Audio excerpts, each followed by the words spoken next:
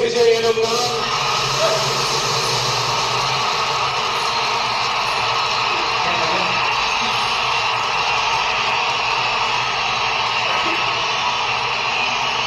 சட்டப்படி அமைக்கப்பெற்ற இந்திய அரசியல் அமைப்பின்பால் உண்மையான நம்பிக்கையும் மாறா பற்றும் கொண்டிருப்பேன் என்றும் இந்திய நாட்டின் ஒப்பில்லாத முழு முதல் ஆட்சியையும் உரிமையையும் நிலை நிறுத்துவேன் என்றும் தமிழ்நாட்டு அரசின் முதலமைச்சராக